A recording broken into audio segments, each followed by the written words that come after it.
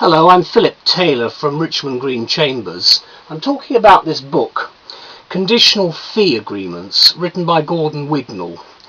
It's the third edition of an excellent book by the Law Society. It's actually revisiting conditional fees at just the right time. In the written version of this book, I've called it Wignall Successfully Explains No Win, No Fee in the MAYHEM era of post-regulations.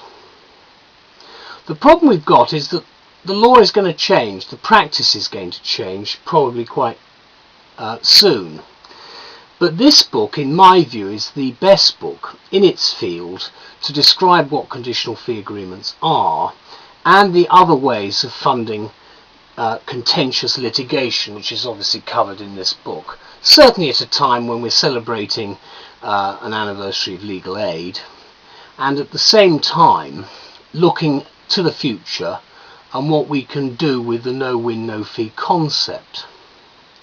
I use this book extensively for the CPD courses that I run, mainly for solicitors and other people, but certainly the book itself is, in its new edition, one of the best for the curious history of CFAs that we've had, because unlike most subjects, the CFA concept has actually been deregulated.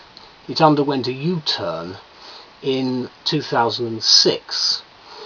What the third edition tries to do as a timely piece of writing is to give a highly detailed and practical coverage of CFAs today and the other options for litigation funding.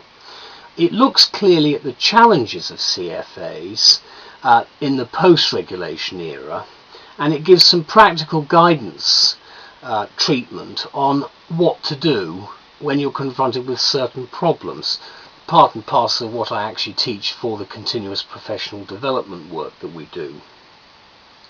There's key background information given to build up a picture of how the CFA works and how you actually run this type of agreement in practice. Obviously, there are a lot of problems with a regulatory framework which you then have effectively taken away.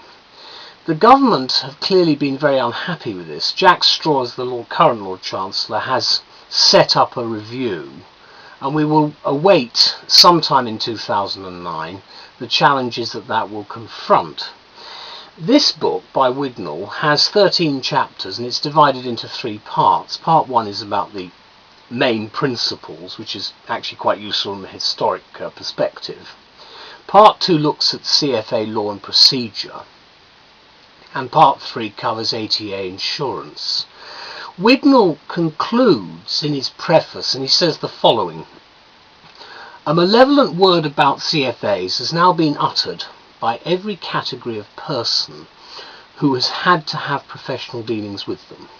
Now, you may think that's a bit cynical, but the problem is, yes, the sheer frustrations experienced both by clients and the judiciary towards CFAs clearly comes through in his excellent work.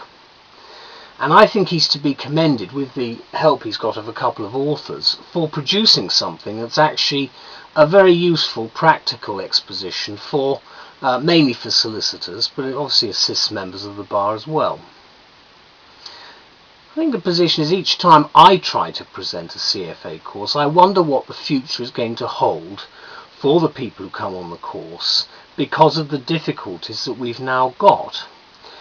Obviously a time will come, as Wignall recognises, where some of the details of how we actually run and deal with CFAs may well have to change. Certainly with new technology there are bound to be some changes.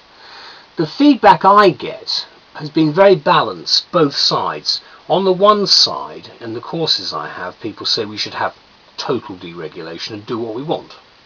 Then on the other side, you've got a much tougher group of people who actually are not very happy with no win no fee. Very much the old school, if you like, because the judiciary in particular were very hostile to CFAs going back now 20 years. So the question really is how we're going to go ahead. At the moment we've got them, they work to a certain extent, there's been quite a lot of bad publicity. The case law is well covered in this book because some of the cases are actually a little bit complex and confusing to understand, because you do have to have some understanding of insurance law to try and fathom some of the problems.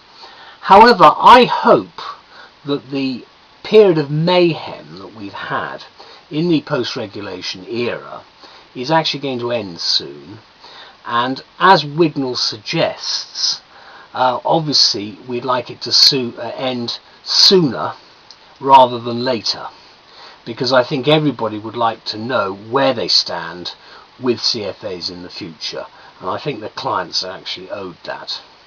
Thank you very much indeed. Bye bye.